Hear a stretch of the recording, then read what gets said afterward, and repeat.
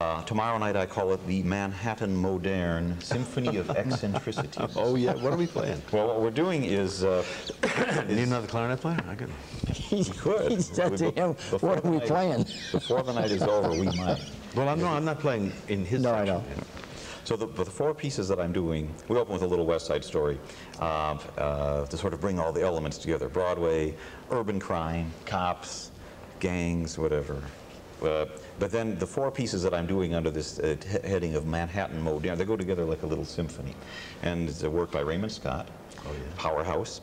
It's intended to give a little portrait of the wild, wacky, jazz-influenced New York City in the 30s and 40s, sort of as a countdown to Hal's Broadway. Great, because I open with "Give My Regards to Broadway," so it really ties in nicely. Flow together. So we have Raymond Scott's Powerhouse, the great band. I knew Raymond Scott. You did? I met Raymond Scott, and he was married to that singer Dorothy Collins. Wore the same blouse all the time on your hit parade. I knew that. Did you work with him? I can't remember what I did. I went out to his home though in Long Island. I remember that. Many. So when he was still in Long Island? He was living in Long Island. Oh, we must talk.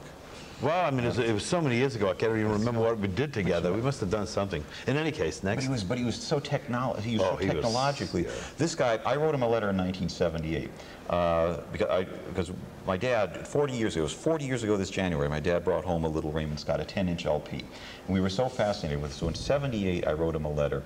I just took a chance in the LA phone book, and I said, "Are you the Raymond Scott who used to have that little quintet?" That's right, the little wonderful stuff. And he wrote me back, and he said, "Yes, I am. I am that Raymond Scott." And he said, "I can't promise you much in the way of correspondence."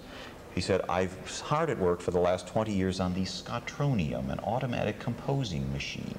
So this guy was Scottronium. This guy was way ahead of the technology of synthesizers and things that can play back music that you feed into it on the keyboard. He was just so he writes this Powerhouse piece, which is nuts. It's supposed to, on the old 78 label it says Powerhouse Foxtrot. Foxtrot. And this thing sounds like a factory going nuts, out of control. The finale of a symphony by an American composer named George Antile, who wrote a lot of movie soundtracks. And he wrote this. He was working for the LA Times. I say for the New York Times, so we keep so the theme stays. Okay. Consistent. He was writing as a war correspondent for the New York Times. And composing this symphony right alongside on his desk as he listened to the news of the war. And when the things started turning around, when the Americans landed in Morocco and whatnot, and Rommel got his behind kicked in North Africa, the music started. So that's the first half. And if we have time, I want to tell you a little more about George Antile. You won't believe him and Hedy Lamarr. Oh, all right. Oh, really? Call your local station, your favorite station, and tell them that. Because that's the only one who buys Barney Miller now are local stations. Okay. You don't have to talk to network, don't have to talk to anybody. Just call your local station and you tell them that you'd like to see Barney Miller again. If enough people do it, they'll put it on. Because it was very popular up here, very popular. I mean, I bet you I watched each one 20 times. Thank heaven. Thank you. God bless you. Thank you, Roger. Because I'm much too young to have been in the big band era, but I played with Shep, I played with Sammy Kaye, I played with Boyd Rayburn, Bobby Sherwood, Ray McKinley. I played with a lot of the big bands for short periods of time, because by that time they weren't really holding together too good, so they were kind of putting the band back together, and then we've got a little piece. I heard that the first tune that Hal sings in is a song called One Room. One Room. He is Meyer Rothschild, the patriarch of the Rothschild. An interesting story. It really took in 2 generations, which is probably why the show was not very successful. If it had only taken one, we might have dealt with it. It was odd formation to the show. The second act was about the whole new generation. Made it very difficult starting all over again. You know. In any case, about the beginnings of that dynasty and the people who created it. My character is the man who created it, Meyer Rothschild. And this it starts very poor, living in one room. And the wife is saying, we're just cutting at the end of her verse, she's saying she'd be satisfied with this one room. Yeah. And Meyer Rothschild says, no, this isn't good enough. And when you hear, when I first heard this, I didn't know who Hal Linden was. And I just remember the singing really captured me, because if I may get a bit technical, there is such a sense of style here to the singing as you begin, and there's humor to it and there's gentleness to it, but then as you say, I cannot accept this for my family, then suddenly there's more weight to the voice, and suddenly the music comes up and it's like, hey, this guy really, this is a real idiomatic, just beautiful singing here, and we have some of that. Let's take a listen. For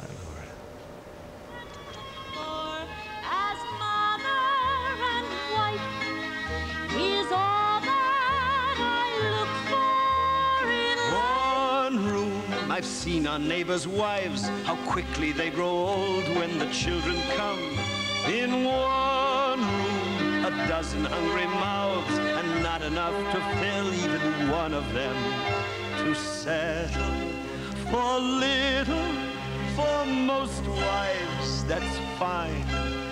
I cannot accept it for mine. My wife will never have to see apologetic looks in her husband's eyes. My wife will have as good a life as my will and my brain can devise.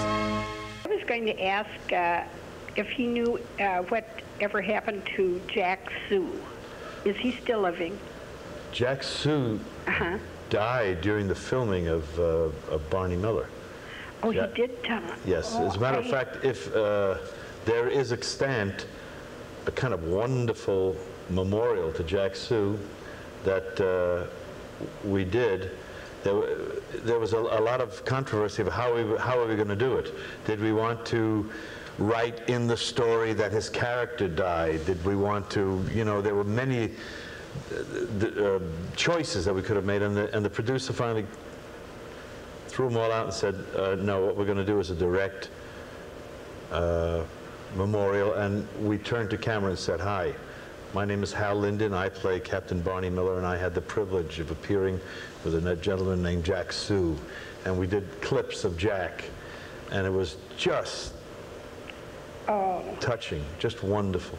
I'm asked this question all the time, and it really is the only way to do it, is you tell the station that you want to see Barney Miller again, and they'll buy it again for reruns. That's the only way they'll do it. Oh, because that was very good. You got more influence than I do. Oh, okay. Well, thank you very much. Thank you, Alan. Appreciate your call. All right, bye-bye. I bet Jack Sue was a very nice guy. He was to be and you know, he and the producer, Jack Sue actually came from Youngstown, Ohio. Well, he was born in Omaha, I think, and he was born in California, in Oakland, but he lived mostly in Youngstown, Ohio, right over here. And he met the producer, creator of Barney Miller, a man named Danny Arnold, when Danny was a stand-up comic. Improvs and comedy clubs, when you appeared in Elks Halls, you know. Yeah. This would be, I guess, the early '40s, I guess, when they were out together, and that's how they knew each other from then. And what, 30, 40 years later, when Danny had the opportunity to produce Barney Miller, he got Jack Sue back, and they reignited their friendship, and Jack stayed with us till he died. And a great ensemble cast. We used to watch. So tell what about James Gregory. You're always fascinated me. I love watching him. You know, the old Hitchcock stuff and Twilight Zones and stuff. And Jimmy Gregory was one of those. Jimmy Gregory had a marvelous career, but he never, in my knowledge, did a comedy. Was mildly surprised. Fish only did about 3 years. He was a victim of his own success. Remember he did his spin-off TV? That's what happened. And Danny tried like crazy to keep him. He tried to turn, but you know, how do you say to somebody, no, don't go do your own show, come and be a character actor on somebody else's show? You couldn't do that, so eventually he spun off, and it wasn't all that successful, and by that time he couldn't come back. He had retired. I think he came back once or twice, you know, just to visit. But how much are you on the road? A lot? There is no lot. I have no idea. You know, you just like to go? Whatever comes up, you know. Pack up and head out. Pack up and head out.